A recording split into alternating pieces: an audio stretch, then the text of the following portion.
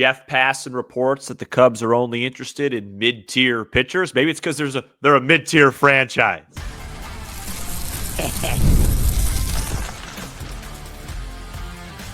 You are Locked On Cubs, your daily Chicago Cubs podcast. Part of the Locked On Podcast Network, your team every day.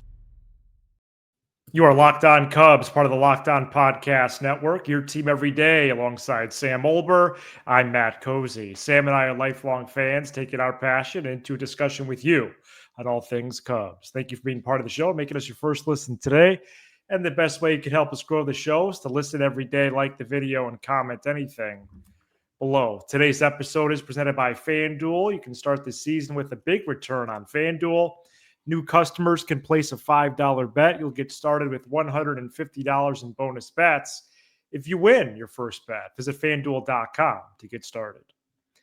ESPN's Jeff Passan, who is perhaps the best insider in all of baseball, dropped his latest report on Tuesday, and there's a lot to go over. The first part is that Cody Bellinger and Nico Hoerner are on the trade block. Second is the Cubs are targeting mid-tier starting pitchers, and then we'll wrap up covering Passan's report with a few other news and notes from him. Sam, before we get into the pitching side of this, what is your initial reaction to both Bellinger and Hoerner being trade candidates? Oh, all right. To answer that one directly, not surprised. Wow. Can I just make one funny comment about how yesterday's program we did Fried and d'Arnaud, and basically about an hour and a half after we posted that. No, 45 minutes. Yeah, that show became irrelevant. That's part of this, but it's comical. It was comical. No, I barely get out the door, and all the Fried discussion was rendered useless from Passan. And d'Arnaud 2 for 12. Shout out to Olber predicting that deal. But it's with the Angels. So, sorry that we wasted your time yesterday, but we're back. Right. We still have to do a show today. And as far as so Bellinger is somebody that I really thought the Cubs were going to consider trading. You were first on that. I do, and Hoerner we've talked about for a while. I want to just dive into this Bellinger thing really quickly because my reaction is, okay, he's mentioned in there. What kind of trade is it going to be? I don't think it's going to be a trade. So there's 3 different types of deals. The most common one I'm seeing is the Cubs give up Bellinger for a high price guy back in return that helps them more. I don't see that happening. The second trade is the Cubs. It's just a classic trade. The Cubs, trade him and then they get somebody back, but the person they get back is not a great return because of the money, or the Cubs eat a large part of his salary to trade him. I think they are just looking for somebody to take on as much of Bellinger's salary as possible. They don't care about the return. And I think that's why he's available.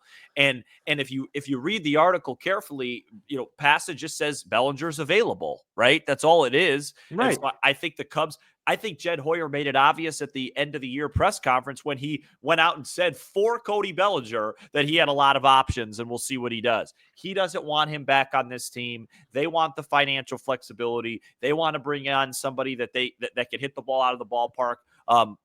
That may cost a lot, and to do that, they have to move on from Bellinger. So none of that was a surprise to me. Do you think a team would take on 100% of his salary? Probably not. Okay. I think you'd have to do like hey, all right, we'll said team covers 20, Cubs cover 7, and then maybe the Cubs get some sort of fringe type of guy, in return, something like that. So best case. Let me read you this paragraph from Passan and then get to my theories. I think it's I think it could be clear what the Cubs are doing. I'm just choosing not to see it, but I'm starting to more. Here's Passan. The Cubs don't have to trade the 27-year-old Hoerner this winter, but with Matt Shaw big league ready, they could use Hoerner to land a starting pitcher. Hoerner's ability to play short as well is appealing to teams interested in middle infield help. Another Cub available, Cody Bellinger, blah, blah, blah. Sam, I'm starting to think that they want to not only clear this money, which would be nice. I don't know why or what they're going to do with it. because I really think they might be clearing spots for Matt Shaw and Owen Casey. Yeah. And I just had this idea on a very quick lap I did around the block before this program. What, did you wear like a heavy coat? No, it was literally about 9 minutes long. Okay. So I just wore what I'm wearing now, just a hoodie. My hands are paying for it. It's cold out there. It's cold out there, but whatever. I think if they're going to do something like that, they should double down and trade Paredes as well. Mm-hmm. Put Triantos at second, Shaw at third, Casey and right. Double down with the prospects. I could maybe see a path to getting on board with that. It's just so hard to. And I guess Bush could be traded instead of Bellinger, but you have 5 years of control with Bush instead of maybe 2 with Bellinger. It just seems like Jed might really want to see the fruits of his labor and have 2 or 3 of these guys start. Yeah, I don't know. I'm doing my best to stay positive. Yeah. But I said this, I might mention this every episode. It's hard for me to stay positive when you cannot tell me, and I understand that the Cubs are in a healthy place in terms of prospect capital and potential, but you could not tell me that your organization is in a healthy place overall when you are in the 3rd largest market in America and you are not, and I mean literally not going to have a seat at the table with one of the greatest free agents in terms of his age and production of all time. So I read these things with Passan and trying to trade Bellinger, and I can't help but just go, well, something's obviously going on with this organization. And so I don't know if it's Jed having to see the fruits of his labor versus does he not have another choice? He made some bad spending ideas, and so now all he's got is to see if Shaw and Casey and these guys work out. I always thought it was kind of an obvious situation. They have to make room for Shaw this year. And we're going to talk about him, it looks like, in the last segment. Right. He might be the impact bat. Okay. But that's not an excuse when you're the Cubs. It goes back to what we've talked about. That's a hard sell as a major market. It's just we're relying on guys to outperform their projections. And that's just the fact of the matter. And I'm not going to accept that and be cool with that. I'm going to acknowledge that, but we have no choice but to move on. So moving on, maybe trading Hoerner. The whole purpose, you get your pitcher, you get a 2-for-1. You get your pitcher, and then you open up your spot for Matt Shaw. If Paredes is in that deal or Bush is in that deal, then maybe you open up a spot for Casey too. Because if Bush is in one of those deals, then Bellinger just moves over to first base, Casey outfield, it's done. Yeah. But in that plan, I would rather keep Bush. Right, but if he's around for longer. Right, but and he doesn't cost anything. Right. But if you trade Paredes, I don't think Matt Shaw is ready to play third base at the big league level. Right. Just quite yet. And then Bellinger obviously doesn't play third, so then you would have a gap there. Yeah. And I hope it's not going to be filled by like Wisdom or something. So. Yeah. Well, that's the thing. So let's just keep it at Bellinger and Hoerner, because I'm getting greedy in a way by adding Paredes to the list and just say, hey, put Shaw at third, Triantos at second, Casey at right. The best which would be pretty extreme. Passan listing those 2 guys was because that's who the Cubs, in an ideal world, if the Cubs could get rid of those 2 guys, they open up some financial flexibility and positional flexibility. Also while potentially adding a pitcher in a trade. So what happens with that $38 million if they trade those guys? Yeah, the goal would be to add more pitching. They would get a pitcher back in the deal that would be part of that 38. So maybe, but then sign starters and relievers or make another trade with prospect capital for a bat that's making like $20 million next year, something like that. Because the part that really was I don't know. Right. That's not our job. The part that's disappointing here for me, all of it, is well, see, the Hoerner and Bellinger thing, I'm starting to, if those guys are on the block, they're on the block. I could see why. It's difficult to see through some of the haze, but I could see why. The disappointing part was that Passan reported that the Cubs are, quote, expected to operate in the mid-tier pitching market, close quote. 5 teams were mentioned on Max Fried. None were the Cubs. Now, they were mentioned on Roki, but we know why. Because Roki isn't a top-tier guy in terms of dollars. Every team should be mentioned on Roki. That was disappointing. Folks, the mid-tier pitchers, we're going to get to their names next segment. But are they trying to add impact talent for 25 or not? I'm starting to think they're just putting the stove on lukewarm. It's the hot stove, man. Make your team better. Look, it's early in the offseason. You want lukewarm, super hot? Well, I would like neither. It's a bad take. Jeff Passan's been wrong before. It's early in the offseason, right? But it's obvious. Can we just say it? The Cubs are crying poor. That's what's happening. Go Cubs.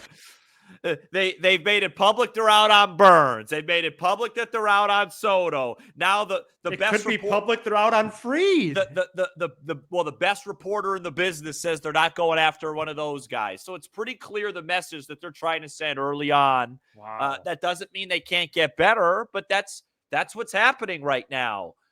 I got a text today from a friend. He's a baseball junkie, loves baseball, knows more about baseball than most people I know. And his text was like, "Yo, how poor is your team?" That was his text. It's insulting. And I just said, "Look, I don't know. I don't know what's going on with it, but I'm not in panic mode. Maybe we get Roki. Maybe we make a great trade. We just have to accept the fact, whether we like it or not, whether we know why or not, that this isn't going to be we are not operating like a high major market team, and that's that."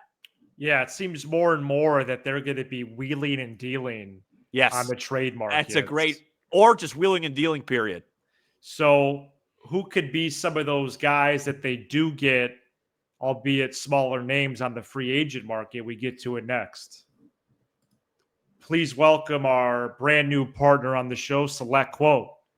The World Series, the Super Bowl, the Olympics, the world's top athletes get to play in these top-level sporting events thanks to one thing: teamwork. And teamwork can also protect your financial legacy and your family's future. Select Quote's licensed insurance agents are the perfect teammates when shopping for customized, affordable life insurance. They can find you the right policy to keep your financial legacy safely in your family's end zone. In sports, winning is everything.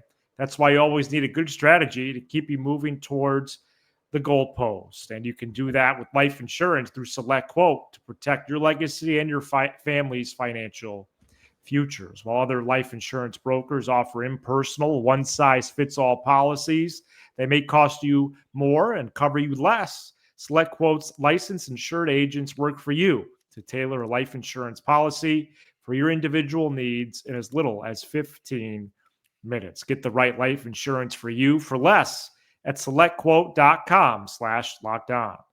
That's selectquote.com/lockedon to get started today with Select Quote.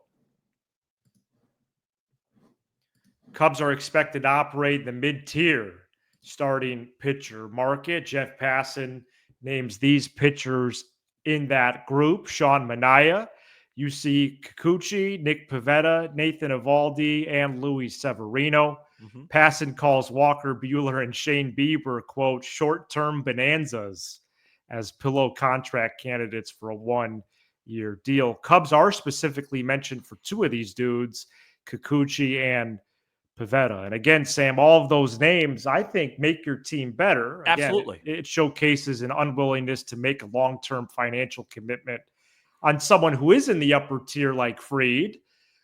But I will say, slotting in Manaea, Pivetta, Eovaldi, Severino, Kikuchi, and then Buehler and Bieber, the thing about this mid-tier, okay, maybe the twist is, especially if they clear money, they can actually get 2 of these guys. Yeah, I doubt that. Okay. The Roki part of it will be really fascinating. Yeah, they were mentioned for him along with 7 other teams. You said it perfectly. Thank you. these guys make your team better. Maybe they're not as exciting. Can I just say the guy that would absolutely thrill me in this Oh, mid-tier? I would like to know who that is. Yeah. Yeah, that would be Kikuchi. Wow. I don't know much about him. So I'll tell you why he gets me. He Okay. would be a guy that I think would be a really good guy to Lefty. help the team. Yeah. So in 2024, he had a 4.05 ERA. Now, if you remember Houston gave up a lot for him. Remember I that? do remember that. Yes. His FIP last year, so basically his expected ERA, field independent pitching was 3.46. And here's the number: 206 strikeouts in 175 What? innings. This guy has Wow. upside. There's obviously something that was unlocked with him by Houston from over Toronto. Maybe the Cubs see the same thing. I believe, and again, forgive me, I haven't done tons of research on him. I will going forward, but I think he's a high fastball guy. And with that, like Imanaga, maybe wind's blowing in at Wrigley, another guy that could take advantage of the conditions. But he would, 206 strikeouts, 175 innings, he'd become by far the best strikeout starter that the Cubs have. And so if you could actually talk me into that. If you were to say, hey, we're going to sign Kikuchi to a 3-year deal, maybe a 2-year deal with a 3rd-year player option at let's say $31 million. Okay, hypothetically. Yeah. And you could convince me that that's a better deal for your team than 5 years, 125 for Max Fried, or 5 years, 140. I'm here for that. Okay. I don't like it. I don't like that that's the path we have to go. That's something that, again, Milwaukee would do, Cleveland would do. It shouldn't matter for us. But at the same time, I could see that path. Kikuchi's a very interesting pitcher, and he's somebody that has a lot of ceiling when you look at his baseball reference page, you look at his savant pages and things of those nature. Okay. Well, I appreciate you saying that, because I did need to be convinced of some of these names. I like the idea of that, especially if you clear some money positionally, and then maybe there is a surprise name in that group that comes out, or they surprise us and get a second guy. Yeah, I'm looking at it now just to confirm. A lot of 4-seamers from him, and he's really good with the extension. So like the perceived velocity, one of those guys. He has a similar repertoire to an Imanaga with that high fastball, but he throws harder. The Cubs are not listed for any of the top relief pitcher names either, but maybe they will be on what Passan calls the fine wine of relief pitchers. Those names are Kirby Yates, Kenley Jansen, and former Cub David Robertson. They definitely need to sign a relief pitcher, and I think it should be a guy like a grizzled veteran. Yeah, I think they're going to. I just hope they get it right this year. They got it wrong. Someone who's good. They got it wrong with Fulmer and Boxberger in 23, and they got it wrong with Neris in 24. So I just hope they get it right. Great reminder. I hope they get it right in 25. I'd love to get another if they sign one of those guys in a lefty, right. And then it would be really nice if they could just churn out the Hodges and Littles of the world themselves, and be fine there too. I don't think there's anybody on the free agent market outside of maybe a Clay Holmes, maybe a Tanner Scott that slides right into, hey, we have our elite 9th inning guy. They're just too unpredictable. Even those guys, So I don't know. The only thing I'll say, like I said, is if they go after a mid-tier pitcher and it's Kikuchi, I could see the reason on that. And Pivetta, I'll do a little more homework, to be honest. I haven't done a ton of Pivetta homework. Well, the one thing I know about him is he got the qualifying offer. Oh, right. So I just don't see why the Cubs are mentioned for him. I don't think they want to pay that penalty. Pivetta is another guy, again, really high strikeouts last year as well. 172 and 145. And you were right on. Oh, sorry. Go ahead. Well, you were right on Kikuchi's value. Spot Track has him at 14.9 M's per year. Yeah, right. It's going to be like those guys will overpay 2 years for 35. Well, yeah, or 32. And Yeah, I don't want to pay him $18 million a year. Those two guys will be like in the remember early in the offseason last year, the Royals just were like, hey, give us Lugo, Yes. give us Waka, let's go. These are those guys of this free agency. Well, but that turned out to work great for them. And it turned out great for them. So I'm not down on that. It's the principle that I'm down on. Right. Does that make sense? It does. I like how you've stated that throughout the episode. And shoot, maybe they do make some of these signings before the turkey holiday. I'm going to do some homework. Save me a little time. I'll do the same homework I did on Kikuchi for Pavetta tomorrow, just because if those are the two guys they're mentioned on, we might as well. Because just first glance, looking at the Savant page is pretty similar. Yeah. Oh, for which players? Pavetta and Kikuchi. Really? I just haven't gone in. Kikuchi's a higher upside for sure, but I'm just looking at the pages. Similar guy, high strikeouts, a little high ERA, feels like a little bit of a project, could turn into a really high level guy. Same thing. I like Evaldi too. Yeah. A little less so for Minaya and Severino. Yeah, to me, Kikuchi's my clear number one on that list. Okay. Well, that's good to know. But Minaya had a phenomenal run. He did. Once he started changing his arm angle. Hey, coming up next, Matt Shaw is literally in this tournament for Team USA, which we're going to explain. He's 8 for 11. Stay tuned. This episode is brought to you by FanDuel. Get ready to tackle the NFL action with FanDuel, America's #1 sportsbook, because right now, new customers can bet $5, get $150 in bonus bets if you win. The FanDuel Sportsbook app gives you everything you need to place live bets on the NFL all in one place. I've been doing a lot of live betting lately. So you get a hunch in the middle of the game, you can check out the latest stats, view live play-by-play, and so much more on the same page where you place your bets. The Bears released their offensive coordinator, Shane Waldron, of his duties on Tuesday. Good job by Matt off the air telling me that any big move would come on Tuesday, not Monday. Right. And the spread on FanDuel stayed at 6. I thought that might jump up to 6.5, 7. Maybe that means some people believe that Waldron was a problem and you could get the Bears at some decent value. I just want to see Caleb Williams play well on Sunday on the lakefront. But with everything that's gone well, Matt, I actually ordered a cheese head. Off Amazon. I got to catch up on your message about that. And I was going to wear it for my solo show on Friday, but it doesn't look like it's going to come until early next week. So just visit FanDuel.com, America's #1 sportsbook, to join today. And perhaps Matt Shaw could be built out in a larger segment for your solo episode later this week, depending on what news and notes there are the rest of the way here. The Premier 12 tournament is taking place in Mexico right now. And Cubs top prospect Matt Shaw is representing Team USA. And in 3 games so far, Shaw is 8 for 11 with 2 home runs and 9 runs batted in. While there's quite a variety of players on this roster, and Sam, as far as I could tell, this is a pretty nondescript tournament. Right. But I don't want to dismiss what Shaw's doing. And it seems like this could be another thing that gives him a boost in terms of his likelihood, his momentum to open 25 on the major league team. Matt, I'm going to make a statement here that might be controversial. Okay. As it stands right now, I think Matt Shaw is one of the 3 or 4 best hitters on the Chicago Cubs. Wow. Yeah, he's that high of a ceiling. That's how I feel about him. That's how talented he is. Yeah, I mean, you watch him. I mean, I've been a fan immediately. Yeah, you were. I loved that he struggled early last year, overcame it. Mm-hmm. You know, that's always a great sign. Yeah. And he goes the other way. He looks to hit. He just hits the ball so hard.